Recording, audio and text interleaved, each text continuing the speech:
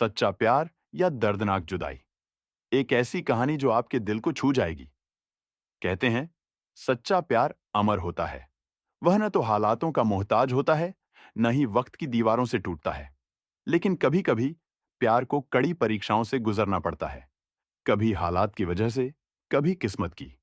ये कहानी राहुल और अवनी की है, जो बचपन के दोस्त थे, लेकिन उनका प्यार उन्हें ऐसी राह पर ले गया जहां हर मोड़ पर तकदीर ने उनकी परीक्षा ली।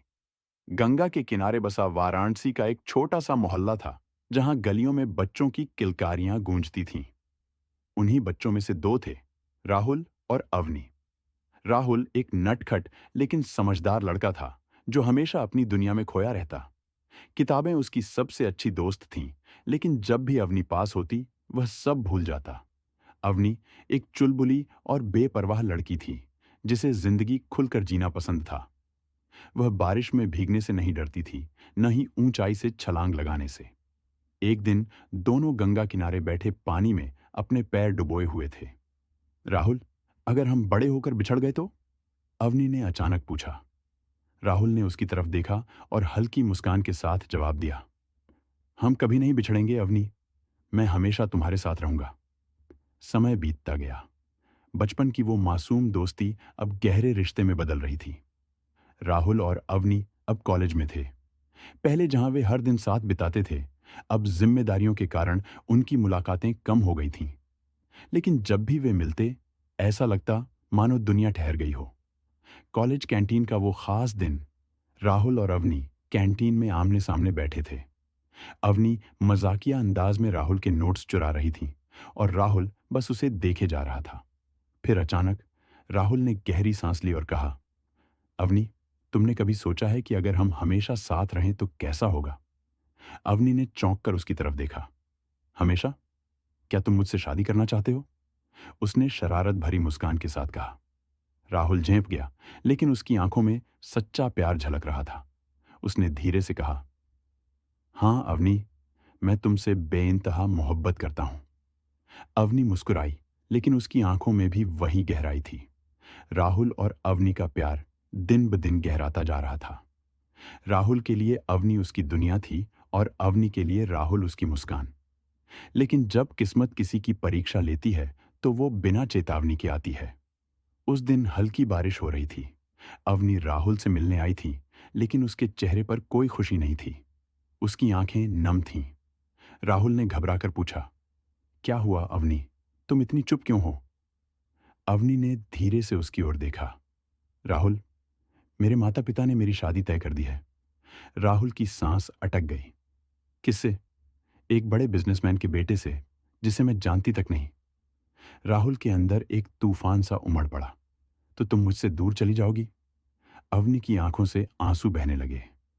मेरे पास कोई चारा नहीं है राहुल, मैं अपने परिवार की खुशियों के खिलाफ नहीं जा सकती। राहुल ने उसके हाथ थाम लिए।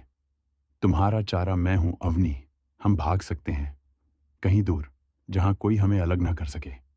लेकिन अवनी जानती थी कि ऐसा करना नामुमकिन था। वह अपने माता पिता को छोड़कर नहीं जा सकती थी। अवनी की शादी हो गई और राहुल की दुनिया बिखर गई। वह टूट चुका था। वह उस शहर को छोड़कर मुंबई चला गया, जहां उसने खुद को काम में झोंक दिया। दिन बीतते गए, फिर महीने और फिर साल। राहुल अब एक सफल लेखक बन चुका था, लेकिन उसकी कहानियों में सिर्फ दर्द था।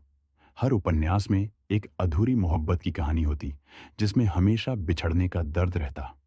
7 साल बाद एक दिन, जब राहुल अपने कमरे में अकेला बैठा था, दरवाजे के नीचे एक चिट्ठी सरकती हुई आई। एक नीला लिफाफा, जिस पर कोई नाम नहीं लिखा था। राहुल ने कांपते हाथों से उसे खोला। अंदर बस एक पंक्ति लिखी थी, राहुल, क्या तुम अब भी मेरा इंतजार कर रहे हो? राहुल की आंखें फैल गईं। उसका दिल तेजी से धड़कने लगा। राहुल बिना कुछ सोचे वाराणसी लौट आया। उसका दिल तेजी से धड़क रहा था। वह सीधा गंगा घाट पहुंचा, जहां कभी उसने और अवनी ने बचपन में साथ वक्त बिताया था। हर जगह पुरानी यादें ताजा हो रही थीं। सुबह का वक्त था। घाट पर हल्की धुंध थी।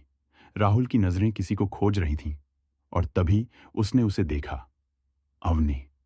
वह पहले से कमजोर और उदास दिख रही थी। उसकी आंखों में एक अजीब सी गहराई थी, मानो उसने जिंदगी से बहुत कुछ खो दिया हो। राहुल ने धीरे से उसका नाम पुकारा। अवनी। अवनी कांपती आवाज में बोली, तुम आए? बस इतना सुनते ही राहुल ने बिना कुछ कहे उसे गले लगा लिया। 7 साल का सारा दर्द, सारी कसक उसे एक लम्हे में घुल गई। लेकिन शायद किस्मत को अभी और इम्तिहान लेने थे। कुछ हफ्तों बाद राहुल ने शादी के लिए अवनी को प्रपोज किया। लेकिन तभी एक और कड़वी सच्चाई सामने आई। अवनी को कैंसर था। डॉक्टर्स ने कहा कि उसके पास ज्यादा समय नहीं बचा। लेकिन राहुल ने हार नहीं मानी। उसने हर दिन उसे हंसाने की कोशिश की, हर पल उसके साथ बिताने की ठानी। फिर एक रात गंगा किनारे बैठे हुए अवनी ने राहुल का हाथ थामा और कहा, राहुल, मैं तुम्हारे साथ जन्मों तक रहूंगी। अगली सुबह अवनी हमेशा के लिए सो चुकी थी। अवनी चली गई, लेकिन राहुल के लिए वह कभी मरी नहीं। कई साल बीत गए। आज भी गंगा के किनारे एक छोटा सा मंदिर है। वहां हर दिन एक बूढ़ा आदमी वहां आता था। वह आदमी कोई और नहीं, राहुल था, जो अब भी अवनी से किया अपना वादा निभा रहा था। लोग कहते हैं कि जब वह आंखें बंद करके प्रार्थना करता तो हवा में अवनी की हंसी गूंजती थी। दोस्तों, यह कहानी आपको कैसी लगी? कमेंट करके ज़रूर बताना। बहुत ही चैनल को लाइक, शेयर और सब्सक्राइब कर दीजिए। बहुत बहुत धन्यवाद।